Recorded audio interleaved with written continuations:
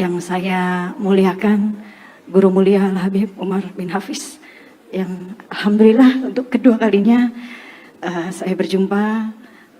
Walaupun izin Habib, waktu Ramadan kemarin saya diajak oleh guru saya, adik dari Habib Jindan, saya Umi Pipik, uminya Abizar, dan saya alhamdulillah rezeki saya dibaiat oleh Habib Umar, diberikan ijazah sanad ilmu dan diganti nama saya Ummu Fatimah. Alhamdulillah, barakallah. Yang saya melihat sosok Habib yang Masya Allah saat membaiat saya pun, Habib berada di belakang pintu, itu yang membuat saya Masya Allah, akhlak Rasulullah pun beliau terapkan. Dan yang saya mau tanyakan Habib, izin juga Habib Jindan, juga Habib Ali, Masya Allah, semoga Allah muliakan guru-guru kita. Dari 2014 sampai sekarang saya Allah izinkan untuk berdakwah. Dan 1 tahun belakangan ini saya mencoba untuk mensiarkan khulasoh yang Habib Umar tulis. Bagaimana di situ semua doa-doa dari waliullah, dan saya pun sudah merasakan keajaiban saat membaca ini. Di saat saya pernah mengalami kecelakaan, kalau melihat mobil hancur itu mungkin melihat dalamnya orang sudah mati semuanya. Tapi sebelum kejadian itu saya membaca khulasoh, yang buku yang sudah Habib berikan, dan mungkin bapak-bapak semua, ibu-ibu semua yang ada di sini, kitab yang ada di paperback itu adalah khulasoh. Mohon jangan taruh di bawah karena itu zikir. Takutnya ada di kaki ya, mohon diangkat ya. Karena itu buku zikir. Masya Allah, ini salah satu dakwah. Lalu 1 tahun belakangan ini saya mencoba dengan dakwah saya menyebarkan kitab khulasoh ini Habib. Dan di berbagai masjid, di berbagai kota, sampai satu hal yang saya mengalami sendiri, bahwa ada satu penolakan yang di depan saya buku itu dilempar, yang mengatakan bahwa ini tidak sesuai dengan sunnah. Rasanya saya sakit sekali, padahal saya merasakan keajaiban di saat saya membaca buku ini dan mengamalkannya. Bahkan setiap ba'da maghrib saya mengajari anak-anak saya untuk mengistiqomahkan membaca ini, karena ada keajaiban di situ. Lalu pertanyaan saya tadi, Habib sudah menceritakan bagaimana sosok Rasulullah yang misinya memanusiakan manusia. Rasulullah tidak pernah membenci, tetapi memanusiakan orang-orang yang membenci. Lalu di akhir zaman ini begitu banyak sekali manusia yang tidak memanusiakan manusia. Bahkan yang saya alami pun saat saya mensiarkan, membagikan buku-buku ini, lalu ada yang saya alami ini bukan dari orang-orang yang di luar Islam, tetapi justru orang Islamnya tersendiri. Ini yang membuat mungkin sakit ya. Tapi lalu bagaimana, apakah saya harus meneruskan hal ini, dan bagaimana sikap saya, hati saya, dan apa yang harus saya lakukan Habib. Lalu yang kedua, ada titipan dari public figure. Ada yang bertanya bagaimana hukum tentang memanjangkan jenggot, yang katanya tadi apa Neng? Sunnah, enggak wajib. Maksudnya apa? Hukum memanjangkan jenggot itu, ini pertanyaan dari Baby Romeo sebetulnya. Ya, itu tadi. Terus lalu ada juga tadi yang tentang musik, dan yang terakhir bagaimana ulama-ulama terdahulu yang sudah populer di zamannya, lalu bagaimana sikap mereka menyikapi kepopulerannya mereka di zamannya. Gitu. Terima kasih. Assalamualaikum warahmatullahi wabarakatuh.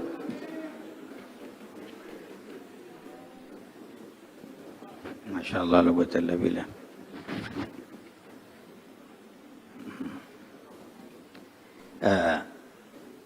من حكمة الله تبارك وتعالى أن يبقى أعداد من المسلمين يتصورون شيء على غير ما هو عليه، ويختبر الناس ببعضهم البعض، ومهمتنا أن نرحم الجميع.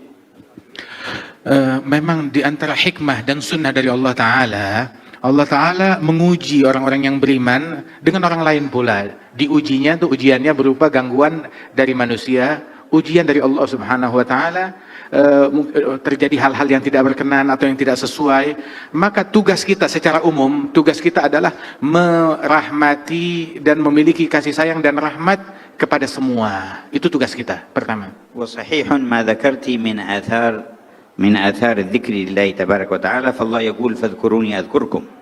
Dan benar apa yang kau sebutkan tentang pengaruh zikir kepada Allah Ta'ala. Sebab Allah berfirman, sebut aku, ingat aku akan ingat dan sebut kalian. وقال الذين آمنوا تطمئن قلوبهم بذكر الله ألا بذكر الله تطمئن القلوب. Dan Allah berfirman, orang-orang yang beriman, hati mereka merasa damai, tentram dengan zikir kepada Allah. Sungguh hanya dengan zikir sajalah hati manusia itu menjadi damai dan tentram.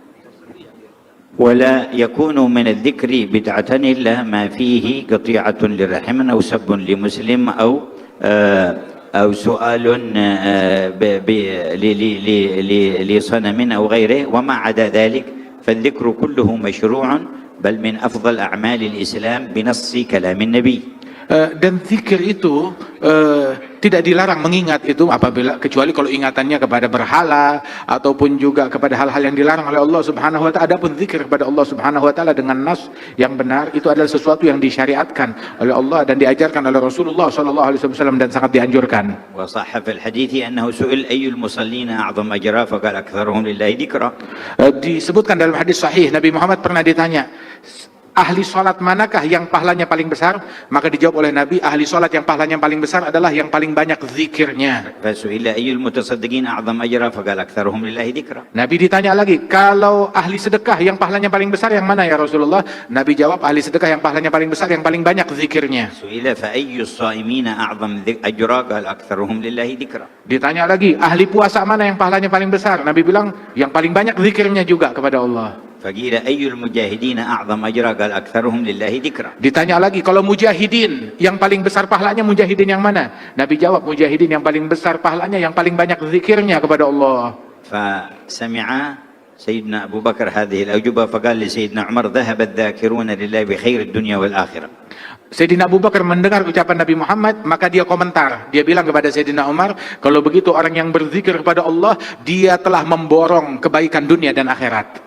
فسمعه النبي فقال أجل ذهب الذاكرون لله بخير الدنيا والآخرة. Nabi Muhammad mendengar komentarnya Sayyidina Abu Bakar Siddiq dan beliau mengiyakan, mengaksesi dan mengatakan, betul sekali, orang yang banyak zikir kepada Allah memborong kebaikan dunia dan akhirat.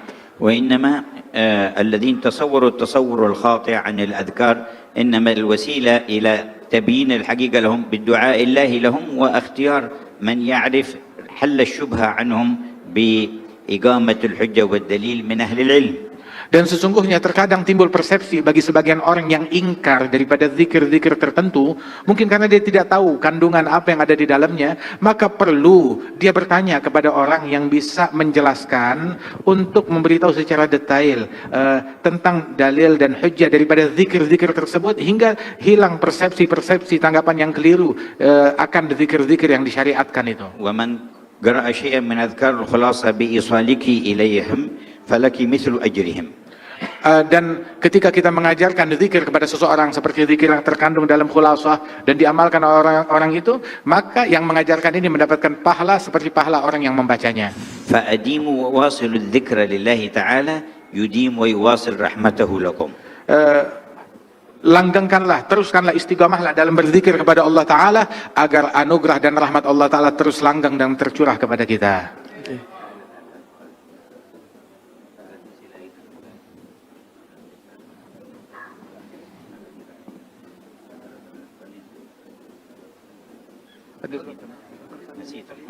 Mengenai jenggot, hukum musik dan seni pada umumnya mungkin ya. أما بالنسبة للحية فللمرأة تحلقها. Adapun janggut, maka perempuan harus cukur habis, nggak boleh punya janggut. أما بالنسبة للرجل فيسن له إعفاء لحيته. Adapun orang laki-laki ya memang disunnahkan untuk piara janggut. ثم الأخذ من جوانبها وردت أيضا به السنة لتحسينها. Kemudian juga mengambil dari sisi-sisi janggut tersebut, merapikannya, itu adalah sesuatu yang baik dan disunnahkan agar kelihatan rapi. أما حلقها بين فقهاء الإسلام خلاف أهو مكروه أو حرام. Adapun mencukur habis itu, maka itu menjadi perbedaan pendapat antara para ulama-ulama dalam agama Islam. Ada yang mengatakan itu makruh, ada juga yang mengatakan itu haram. Oke.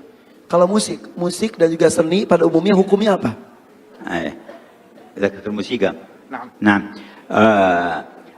أصحاب الموسيقى وأصحاب الفن والغناء هم يتعاملون مع المشاعر، فإذا يكونون من أهل الذوق الإنساني، فالذي يتعامل مع المشاعر أجدر بأن يدرك حقائق ما يسعد به الإنسان وينعم، فيطرب بالكلام الطيب الحسن ويطرب بذكر الله تبارك وتعالى وتطمئن قلوبهم بذكر الله. فالموسيقى ما لم يأتي فيه نص مثل المزمار فحكمه اجتهاد أهل العلم ما بين مبيح ومحرم، وما جاء فيه النص في الإباحة فلا إشكال فيه. والموسيقى بأصنافها بحسب ما تثير، إن أثارت مثارات ومشاعر الخير فهي من الخير، وإن أثارت مشاعر شر من بغضاء بين الناس أو تقاتل بينهم أو فعل محرمات أو حث على تناول مسكرات فهي شر بحسب ما تثير في بال الإنسان وفي عقله. Beliau mengatakan tentang pemusik.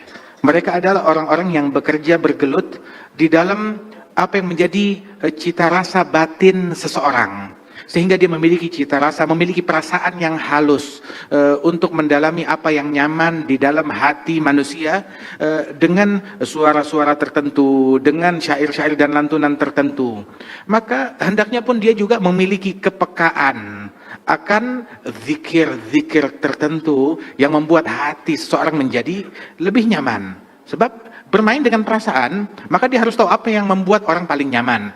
Bukan cuma musik aja, zikir pun juga, doa pun juga, ibadat pun juga. Kemudian juga di antara musik-musik itu ada juga yang menggunakan alat-alat yang memang diharamkan di dalam syariat seperti mizmar, maka itu hukumnya haram. Ada juga yang menggunakan alat-alat yang dihalalkan, dibolehkan dalam sunnahnya Nabi ada, maka itu hukumnya halal. Ada juga yang tidak disebutkan di dalam sunnah tentang kebolehan atau ketidakbolehannya, maka itulah tempat perbedaan pendapat para ulama dan masing-masing dengan pendapatnya. Kemudian juga lantunan syair yang diucapkan. Syair tersebut itu membangkitkan perasaan. Apabila yang dia bangkitkan adalah hal-hal yang buruk, sehingga bangkit keinginan yang lebih buruk, ya, ataupun juga berisi ucapan-ucapan yang buruk, mengajak kepada keburukan, maka itu diharamkan dan tidak baik. Tetapi kalau isinya mengajak kepada kebaikan, membangkitkan hal-hal yang baik pada diri seseorang, maka itu menjadi hal-hal yang baik pula. Jadi tergantung musiknya dan juga tergantung syairnya dan juga diseimbangkan dengan zikir, mungkin seperti itu ya. وما تؤدي إليه وما تثيره في النفوس. Dan tergantung dari apa yang digunakan begitu, dan mengakibatkan apa di dalam nafsu seseorang. فإن نفس الإنسان قابلة للتأثر سلبا أو إيجابا. Sebab nafsu seseorang itu, dia itu mudah terpengaruh, baik pengaruh positif ataupun pengaruh negatif. فبعض الأغاني وبعض الموسيقى وبعض الصوت الحسن يحفز الإنسان لأن يبر والديه أو يحسن لأرحامه أو يسامح من آذاه أو يكون على استقامة، فهذا كله من الخير وداخل في الخير. Ada beberapa musik yang isinya itu penuh hikmah, ngajak orang untuk bakti kepada orang tua, cinta kepada ibunya, kepada ayahnya, bakti kepada mereka, ngajak orang untuk silaturahmi, ngajak orang untuk bikin ketaatan, untuk berderma, untuk peduli kepada sesama. Ini adalah bagian dari kebaikan dan bagian daripada dakwah juga, dan ini adalah hal yang baik. ولما كان ينشد شعر سيدنا حسان في مدح النبي صلى الله عليه وسلم وذم المعاندين من الكفار، مدحه النبي وقال إن جبريل وميكائيل معك ما نافحت عن رسول الله. Ketika Sayyidina Hasan bin Thabit, sahabat Rasulullah, seorang penyair, seorang seniman penyair, dia banyak membuat syair, dia mengubah syair yang isinya memuji Nabi Muhammad dan juga membela Nabi Muhammad daripada cacian dan makian orang-orang yang kafir. Maka Rasul SAW menyemangati dan mendukung apa yang dilakukan oleh Hasan bin Thabit dengan ucapan sesungguhnya Jibril dan Mikail senantiasa bersama engkau di dalam syairmu, manakala syairmu itu isinya membela kepada Nabi Muhammad SAW. وكان أحد الشعراء أمية بن أبي صلت له حكم يلقيها في شعره. قال بعض الصحابة فركبت مع النبي في السفر قال تحفظ شيء من شعر أمية بن أبي صلت؟ قلت نعم. فقال فأنشدني فأنشدته بيتا فقال هيه أي زدني فأنشدته بيتا فقال هيه فأنشدته بيتا فقال هيه حتى أنشدته 100 بيت. Dulu ada seorang seniman, penyair dari orang Arab terdahulu sebelum Nabi Muhammad, namanya Umayyah bin Sult, yang mana dia ini banyak mengucapkan syair-syair yang isinya kebaikan dan penuh hikmah. Pernah satu kali Nabi bertanya kepada seorang yang ada di situ, sahabat beliau yang banyak hafal syair, bilang, apa kamu hafal daripada syair-syairnya Umayyah bin Sult? Maka dia bilang, iya saya hafal. Maka diucapkan 1-2 bait syairnya Umayyah bin Sult. Kemudian Nabi berkata, yakni tambahkan lagi, ada lagi gak? Saya tambahkan lagi. Nabi nanya, ada lagi gak? Tambahkan lagi. Terus sampai hampir 100 bait syair yang dibacakan di hadapan Nabi Muhammad SAW. وكما تتأثر مشاعر الإنسان بالصوت الحسن وبالأنغام المناسبة فكذلك تتأثر بالنية الصالحة وبالرحمة وبإرادة الخير وبالقيم الفاضلة تأثرا أكبر.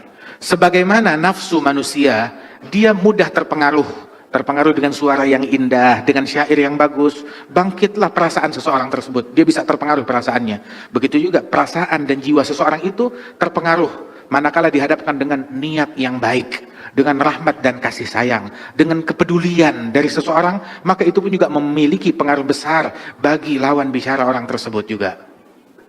وقد دخل سيدنا أبو بكر على السيدة عائشة وعندها جاريتان تغنيان ورسول الله صلى الله عليه وسلم مضطجع فقال أمزمور الشيطان في بيت رسول الله ففتح النبي وجهه وقال دعهما يا أبا بكر فإن لكل قوم عيد وهذا عيدنا. Pernah satu kali Sayyidina Abu Bakar masuk ke rumah putrinya Siti Aisyah, istri Nabi Muhammad. Bersama Siti Aisyah ada teman-teman mainnya, anak-anak begitu, gadis-gadis kecil begitu, yang mana mereka ini melantunkan nyanyian syair-syair yang baik bersama Siti Aisyah, dan di situ ada Rasulullah SAW dan Nabi sedang menutup wajahnya. Sayyidina Abu Bakar saat masuk, maka dia memarahi Siti Aisyah putrinya, masa iya ada suara syaitan dan lantunan syaitan di rumah Nabi Muhammad? Menegur Siti Aisyah. Maka Nabi Muhammad menoleh ke arah Sayyidina Abu Bakar As-Siddiq dan berkata, biarkan wahai Abu Bakar, enggak sejauh itu maksudnya Rasulullah SAW. Sesungguhnya ini adalah hari Id, hari Lebaran, kata Rasulullah SAW. Maka biarkan mereka melantunkan daripada lantunan dan syair-syair yang tidak mengandung